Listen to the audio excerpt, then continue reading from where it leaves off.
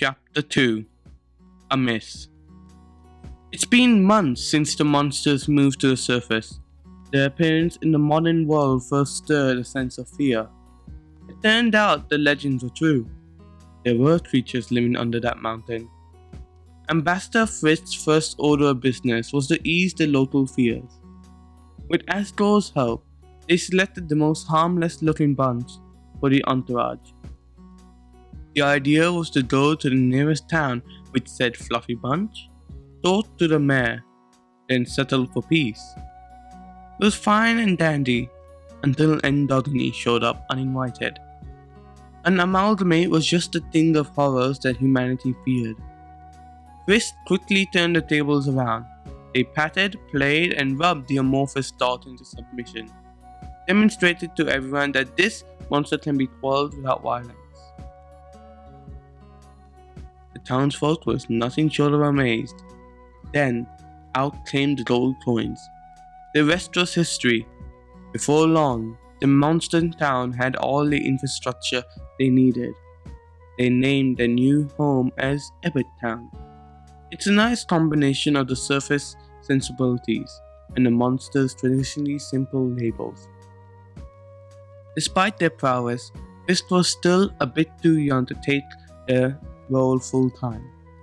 As the mum, Toriel used her political experience to deflect any over-enthusiastic reporters. Any diplomatic work must follow her determined schedule. That means the child's well-being must come first. School, playtime, time for regular children activities, and privacy.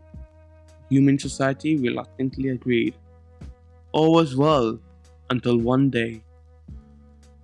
During one of Undyne's private training sessions, Alphys plucked the courage to ask a question.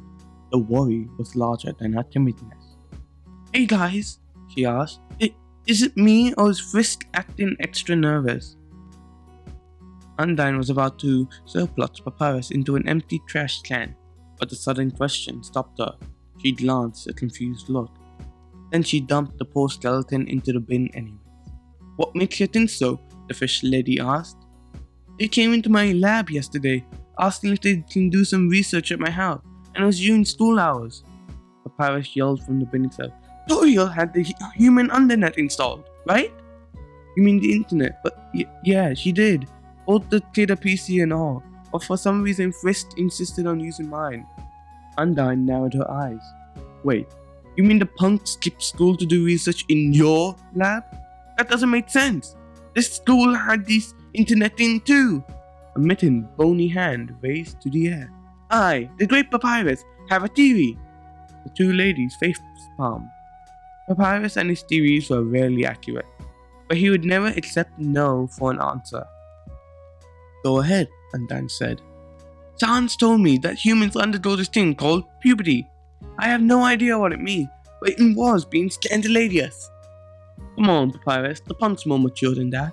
They won't skip school just to watch weird stuff." But then again, Alphys was the one with all the questionable anime content. Maybe all Frisk needed to do was to dig into her folders, or maybe use her account to surf adult sites. Now, that didn't sit right with Undyne. They wouldn't do that. Even for poker-faced flirtatious Frisk. Undyne cracked the knuckles. "Okay, after Frisk returns from school today, I'm gonna wring the secrets out of them." "No!" Alphys cried out. "You can't confront them without evidence." Glance left, glance right. Then, she put on a determined face. "I'm gonna search through the history files, even if they go incognito.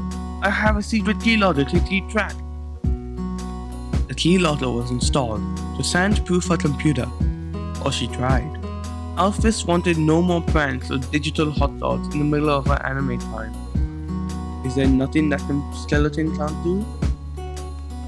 "Well, what are you waiting for? Let's go!" The fish warrior wasted no time. She grabbed Papyrus out of the bin with one hand and scooped up Alphys with the other, then hauled all of them back into the lab to embark on today's school work. Well, the science lizard appreciated the sentiment. It was one of the reasons why she loved Undyne in the first place, but she wished that they could back off a little.